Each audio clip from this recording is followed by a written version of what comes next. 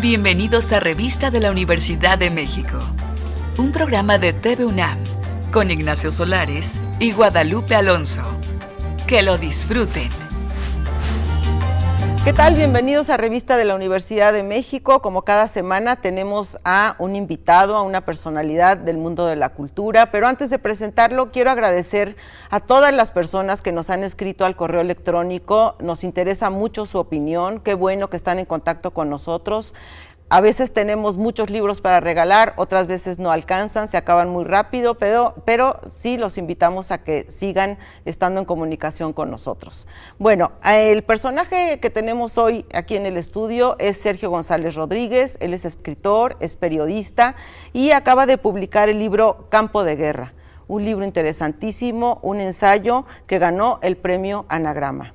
Nacho, ¿cómo estás? ¿Qué tal, Guadalupe? Muy bien, bienvenido, Sergio. Encantado en tu casa, de estar con en ustedes, tu casa, queridos amigos. Y bueno, esta es la admiración que te tengo desde hace mucho tiempo. Yo creo que has sido, sin lugar a dudas, uno de nuestros mejores críticos, periodista, escritor. Hay, para mí, un libro fundamental, ya te imaginarás, yo soy de Ciudad Juárez y todo eso, Huesos en el Desierto, que el Así libro es. más, pues no puedo decir más que espeluznante. Así es. Y después vino El Hombre Sin Cabeza. Después vino El Hombre Sin Cabeza. Bueno, pues Sí, ¿cómo no? Sergio de veras ha hecho un trabajo muy inteligente, muy acucioso, de mucha investigación, y yo creo que este libro es un poco un resumen de muchas inquietudes que venían por ahí dándole vuelta. Y para entrar en materia, no hay nada como leer unas pequeñas líneas. Tengo muy subrayado el libro, pero les voy a, nada más para que entremos en materia, 2, 3 líneas. La humanidad nunca supo tanto como ahora sobre la naturaleza y la composición del cosmos, y jamás estuvo más lejos de las estrellas que en el presente. Por fortuna persiste el misterio ante el porvenir. Cuéntanos un poco la gestación porque es un libro tan rico que podemos agarrarlo por muchos lados. Por muchos, sí. Así es. Yo tenía la impresión de que tenemos que voltear a la oscuridad y ver lo que realmente somos para tratar de encontrar un camino, un sendero de viabilidad hacia el futuro. El libro se llama Campo de Guerra porque trata de analizar lo que es la situación a la que llegamos en este país y el contexto internacional en el que llegamos.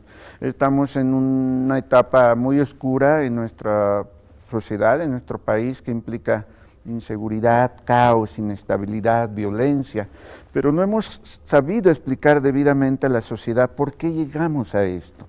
Mi libro intenta una explicación por qué llegamos a esta situación, y desde luego no tiene que ver con un tratamiento que abunde sobre la nota roja, el crimen, etcétera, etcétera, sino el conocimiento a partir de la cultura. Es importantísimo, y quise integrar un análisis multidisciplinario para hacer lo más legible posible el libro, legible en el sentido de entender lo inmediato, pero también entender de dónde venimos y cuál es el sendero hacia el futuro. Yo creo que es importantísimo lo que acabas de mencionar acerca de la importancia del conocimiento a través de la cultura. Pero bueno, yo sí quisiera que nos platicaras cuál es tu idea del modo como uno puede adquirir ese conocimiento, cómo analizar las cosas más allá de los efectos inmediatos que tienen. Es muy importante saber también que el ciudadano tiene que, y el lector, las personas, cualquiera, tiene primero que desconfiar de lo que habitualmente es la versión oficial, lo que nos dicen que es la realidad. Ese es el primer elemento, la duda, el derecho de la duda. Claro. Tenemos que ejercerla todos los días. ¿Por qué? Porque es el modo de llegar a un punto de vista distinto y desde luego avanzar en este conocimiento. Enseguida de la duda viene la necesidad de información. Información múltiple, diversa, hablando y consultando muchas cosas, hablando con la gente, quiero decir, consultando muchas cosas, hablando con los que saben más que uno, siempre hay quien sabe más que uno, y desde luego ampliando esta información a una forma sistemática de educación de uno mismo, de cultivo de la inteligencia de uno mismo. Y esto es para cualquier persona. Conforme mayor cantidad de cosas sepamos sobre cualquier materia, vamos a avanzar mejor en conocernos a nosotros mismos para conocer a los demás. Este es el procedimiento, de manera que es curiosidad, información, educación, y probablemente con el tiempo obtengamos una cultura. Para cualquier persona, creo que son procedimientos básicos que hay que seguir. Sí. ¿No, Nacho?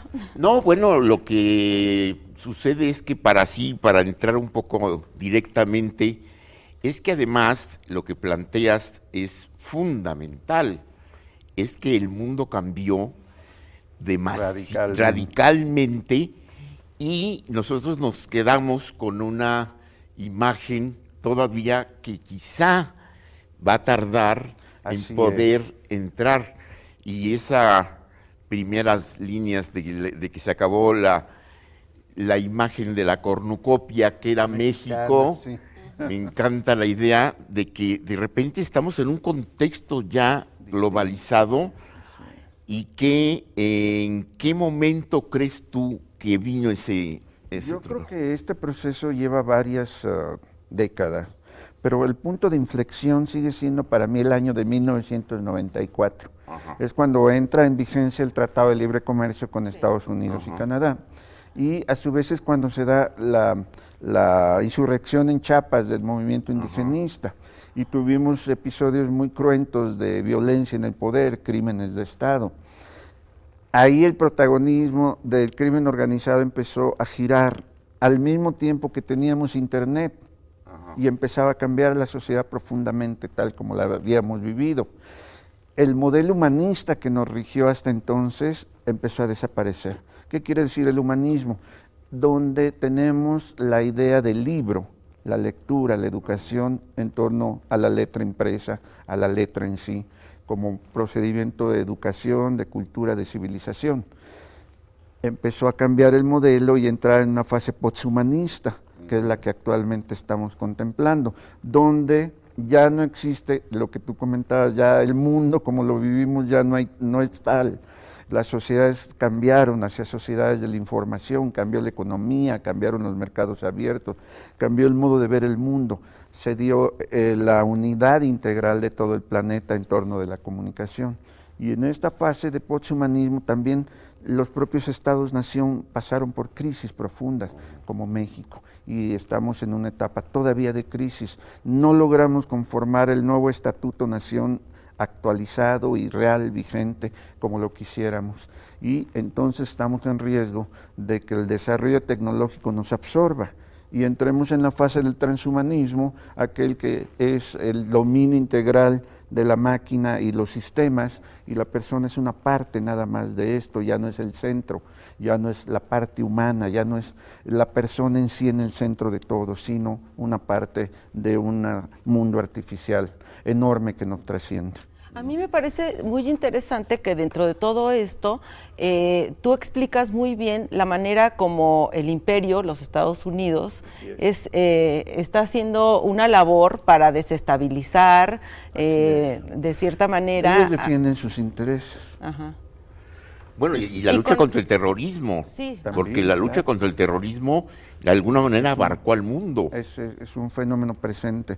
El punto aquí es cómo establecemos cierto equilibrio o cierto control de procedimientos que en nombre de combatir, por ejemplo, el terrorismo o defender los intereses de la mayor potencia de la historia, que es Estados Unidos, ¿cómo podemos hacer para equilibrar un poco la balanza frente a países estragados por la pobreza como México, sí, y cuya respuesta es, por parte de los modelos políticos, es controlemos la sociedad con más policías, más leyes, en lugar de darle a la gente pues más educación, más cultura, más salud, más empleo? Y entonces mejoramos policías, mejoramos la parte del endurecimiento del Estado, y a la gente la vas arrinconando a la agresividad y a la violencia. Yo creo que esto tenemos que detenerlo. Es ahí donde nuestro protagonismo social tiene que salir, de las ideas a las prácticas, desde Ajá. luego. Claro. Y bueno, digo, también la palabra corrupción está a lo largo de todo tu libro y en relación con esto que estás diciendo de mejorar las policías, sacar al ejército como ha sucedido, bueno, es un poco paradójico, ¿no? Porque Así después te es. encuentras con que todo el mundo está coludido. Sí, claro. El punto ahí es cómo equilibramos lo que la necesidad frente a la violencia, por ejemplo. Es decir, es necesario que haya policías, pero necesitamos mejores policías. No policías que agredan a los ciudadanos, como hemos visto en episodios recientes en Aguascalientes, unos policías enloquecidos golpeando a una muchacha. Entonces, tenemos que hacer que las policías sean mejores, tenemos que exigir que el ejército regrese a los cuarteles y haga su tarea, pero no se ponga en labores de gendarmería. Tenemos que hacer que los funcionarios de inteligencia trabajen mejor para que obtengan información cómo cercar al crimen organizado. Eso es necesario, es imperativo para mantener el Estado de Derecho en México. Claro. Pero también tenemos que proponer y exigir a las autoridades un mejor cumplimiento. Es nuestra tarea civil. Claro. Fíjate que yo de alguna manera resumiría tanto lo que has dicho como buena parte del libro en una palabra muy sencilla, muy gastada, pero que dice mucho: humanismo. Necesitamos recuperar el centro de la persona como aquello que va a permitir el desarrollo hacia el futuro. Y desde luego desde el presente. No podemos pensar en futuro si no modificamos el presente. La persona tiene que ser respetada en los derechos humanos. Sabemos que en México tenemos un déficit muy grave de fuerzas armadas que no respetan derechos humanos. Sí. Tenemos que hacer que los ciudadanos entiendan qué es respetar a las personas y no piensen que van a tomar un arma para resolver problemas, me explico, hacer justicia por mano propia. Ese es el tipo de valores que hay que recuperar en torno de la persona, del humanismo. Claro. Sergio, bueno, vamos a hacer una pausa. Estamos hablando con Sergio González Rodríguez sobre el libro Campo de Guerra y en un momento volvemos. No te vayas. En un momento regresamos a Revista de la Universidad de México.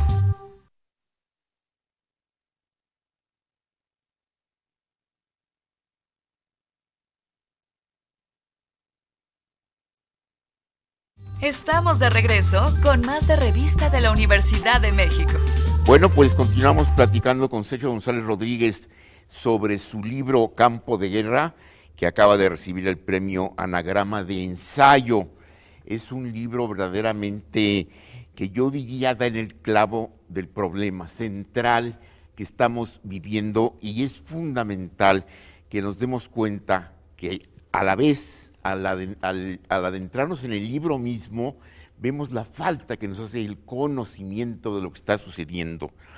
Me permito leer 2, 3 líneas que además dicen a veces más que cualquier comentario. En la actualidad y hacia el porvenir, las personas estarán cada vez más sujetas a un régimen de control y vigilancia debido al modelo de civilización que se ha impuesto en el planeta desde la última década del siglo XX. Ya nos decía Sergio de ese momento que es un parteaguas. Pero yo sí me quisiera adentrar un poco más en otra palabra que también está latente en todo el libro, que es la palabra cultura. Hablamos de humanismo, hablamos de violencia y todo. El papel de la cultura, porque estamos en la etapa de diversión, todo es más fácil, todo es visual. Sí, ¿Qué pasa ahí?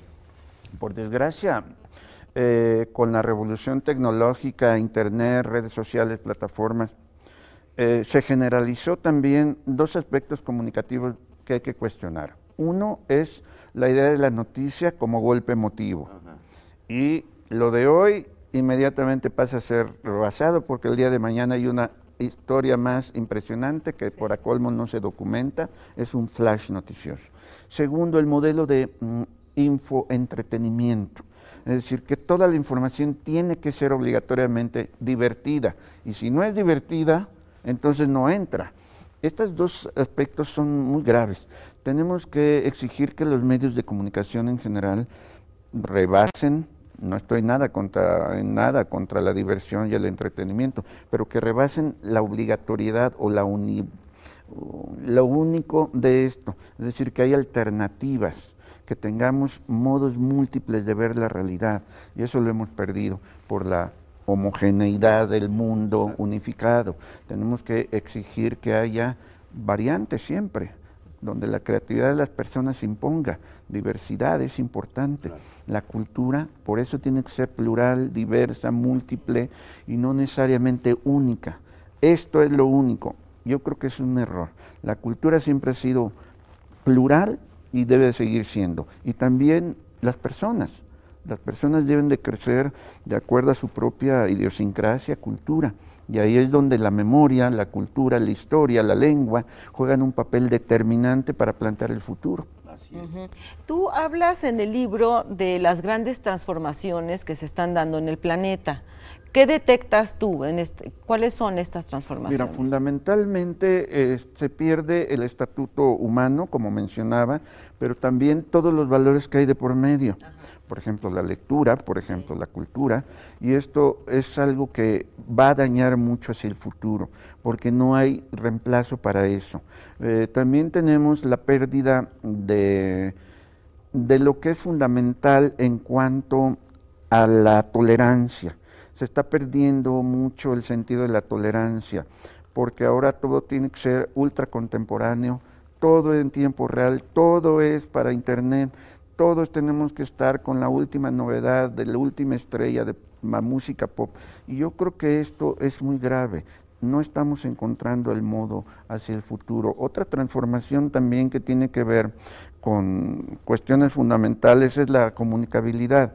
Estamos reemplazando por los aparatos electrónicos la relación directa con las personas, que es muy grave, porque la mediación se da por el aparato y las redes sociales, pero ya no vemos a las personas. Sí. Todo es un mensajito. Todo es un mensajito electrónico, y eso es muy grave. Sí, claro. Fíjate, yo siempre he pensado que, por decir algo, te dan una noticia que dice, lo estoy suponiendo, 1 millón de niños mueren de hambre al año en América Latina, o no sé. Si te dijeran 1.000.010, no agrega nada. No, si te dijeran 1.000.001, no agrega nada. No. Pero ese 1 es un ser humano. Claro, y convertimos a los seres humanos en cifras. Sí. Y de pronto tragedias como la desaparición de las personas se convierte en un listado. Es un listado. Y ni siquiera sabemos sus nombres. Es un número, una cifra que está apuntado ahí. Se pierde por la cuantificación y la homologación de todo el mundo la verdadera entereza, el cuerpo, el alma de una persona. Sí, ¿no? Claro. Y bueno, a mí me gustaría también que habláramos de otra transformación que se está dando y que es importante para la justicia social y para todo lo que hemos estado hablando, que es el acaparamiento de las riquezas por un grupo muy pequeño de gente que rige el mundo. Es muy grave, es muy grave. En los últimos años ha salido a relucir el dato y es impresionante cómo cada vez la riqueza del mundo se concentra en pocas manos y desde luego en pocos países. Y estamos acostumbrándonos a ver ese mundo como si fuera así para siempre, una fatalidad. Tenemos que cuestionar eso, la distribución de la riqueza, tenemos que pensar que las sociedades no deben ser puestas en un régimen de plataformas militares. Necesita la gente crecer con otro tipo de percepción de su propia vida, de mejoramiento, pero cuando todo se vuelve esta disolución, yo creo que es lo que más agrede de la certeza de uno hacia el futuro, ¿no? Pero se necesitaría un cambio radical, Sergio, Tenemos que cambiar la mentalidad. Yo creo que tiene que haber una revolución, pero de las mentes. De conocimiento. De conocimiento, exactamente. Ajá. De la comprensión de nosotros mismos, las sociedades que llegamos a construir, las sociedades inequitativas, no tienen viabilidad hacia el futuro. ¿Cuál es la viabilidad si más de la mitad de la población va a estar en polos urbanos? Y en estas ciudades no va a haber salud, no va a haber cultura, educación, empleo. ¿Qué les van a dar? Les van a dar droga para que se droguen, y explotación sexual, y armas. ¿Me explico? Ese es un modelo verdaderamente atroz. pero es lo que está planteado ahora. Es que además, bueno, yo pienso que el discurso político siempre va en el sentido de vamos a terminar con la pobreza, vamos a ayudar a la gente que menos tiene, pero finalmente están involucrados en este mismo círculo vicioso de las grandes... Círculo vicioso, tenemos que cambiar nuestra mentalidad, y esto empieza desde las clases dirigentes hasta la gente más pobre, ¿me explico? Tiene que haber un cambio mental paulatino, de algún modo, comprender que ese modelo no tiene viabilidad hacia el futuro. Ahora México es un país de jóvenes, por ejemplo, sí, pero en pocas décadas va a ser un país de gente en tercera edad que no va a tener salud, acceso a mínima retribución en su tercera edad. Millones y millones de personas. Ahora, claro, como hay muchos chicos, todos son jóvenes, ellos tienen que ser conscientes de que el futuro no está bien planteado. Hay que cambiar eso. Sí, claro. Y bueno, ¿qué quiere decir todo esto? ¿Que el modelo capitalista neoliberal ha fracasado? Yo creo que hasta ahorita no podemos dar buenas cuentas al respecto. Ya decir ha fracasado es un eufemismo. Yo creo que tenemos que empezar a pensar otra forma de desarrollo más equitativo para todos. Yo creo que es indudable que finalmente todo este cambio, toda esa transformación podría, así como dices en tu libro, podría ser una luz de esperanza hacia el misterio del porvenir. Yo creo que sí. Porque finalmente es un libro que, como yo digo, no es ni pesimista ni optimista. Lo que plantea el libro finalmente es que el conocimiento, así es, esa puede ser nuestra esperanza. Yo creo que nuestro rayo de luz que nos permita la salida del túnel. Sin duda tiene razón. Yo creo que solo puede venir del conocimiento de la realidad, del conocimiento de nosotros mismos, del conocimiento de los demás. Y este entendimiento que ese conocimiento siempre es para el otro. No es un acto egoísta, sino es un conocimiento para mejorarnos todos integralmente. De allí que en efecto no es un libro ni optimista ni pesimista, sino que confía en la lucidez de las personas, porque bueno, me gusta repetir esta frase de Joseph Brodsky que refiere que la oscuridad restaura lo que la luz no pudo hacer.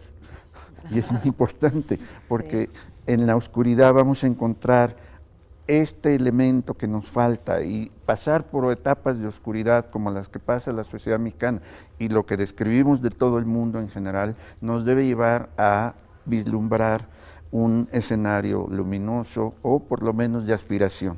Perfecto. Y yo fíjate que ahorita que dijiste esa frase, yo me acordé de una de Shakespeare, digo, espero que no suene pedante, pero pues me acordé de ella, que dice, qué gran tormenta se necesitaría para despejar ese cielo. Es hermoso. Bueno, lo hemos visto al pasar del tiempo en diferentes momentos de la historia. Así es, siempre confiamos que, por ejemplo, lo más atroz nos puede llevar a una fase de superación, y así ha sido, por fortuna. Si contemplamos la historia de muchos episodios, sí es posible. Y además el elemento adicional, la obra de William Shakespeare se dio en un contexto específico de gran tensión social y violencia. Sí. Por ejemplo, las grandes creaciones del mundo siempre han estado respondidas desde la cultura, en un contexto de violencia también, ¿no? Bueno, y fíjate cómo de alguna manera las guerras, las revoluciones producen una gran literatura. Así es. Toda la guerra contra el zarismo pues nos dio a Tolstoy, a Dostoyevsky, a Chekhov, y por llegar más cerca, la Revolución Mexicana nos ha dado alguno de las mejores obras literarias que ha producido este país. Sí, ¿cómo no? En cambio, el realismo socialista no dio nada. No dio nada. No, es importante ver cómo de veras, ahora que mencionas el tema de la novela de la Revolución, está ahí para ejemplificar. Yo tengo mucha esperanza y confianza en que la literatura mexicana, después de todos estos años turbulentos, va a tener una época muy fuerte de esplendor, viniendo desde luego de una segunda mitad del siglo XX que dio grandes obras de grandes escritores mexicanos. Así es. Y yo creo que ahí hay una posibilidad de retribución mínima, ¿no? La entrada de una nueva generación o de una generación que ha Así venido es. detrás de Así ellos, es. porque ya la mayoría se nos han ido, ¿no? Este Es año una ha sido desgracia. Hemos terrible. tenido también una etapa muy funesta de grandes Funesta. figuras que han desaparecido en poco tiempo y nos dejan en la orfandad, ¿no? O parece eso que estamos en la orfandad, pero es un ejemplo de que ahí está la obra de ellos para guiarnos. Pues se nos termina el tiempo, Sergio, pero yo quiero felicitarte por este libro, sobre todo, no solamente por lo que, el panorama que nos abre de cómo se está viviendo la situación a nivel planetario en muchos aspectos, pero también porque se agradece que exista la crítica que tan empobrecida ha estado en los últimos años, ¿no? La crítica y la lucidez, Sí. porque fíjate, al apostarle al conocimiento humano, le apuestas a la persona humana, casi me atrevería yo a decir que se amplía mucho el espectro y abarca todo. Claro. Abarca la ciencia, abarca la religión, abarca la psicología y todo. Pues yo también te super felicito. Muchas gracias. Te agradecemos mucho la visita, es tu casa. No, desde Cada luego. vez que tengas un libro, que siempre son espléndidos, aquí te esperamos. Muchísimas gracias, vamos a estar en contacto. Claro que sí, Sergio. Bueno, y les recomendamos mucho este libro, de verdad, Campo de Guerra, Premio Anagrama de Ensayo, de Editorial Anagrama, de Sergio González Rodríguez. Léanlo porque va a estar muy interesante conocer cómo está la situación del planeta actual. Hasta luego. Tenemos una cita la próxima semana en Revista de la Universidad de México.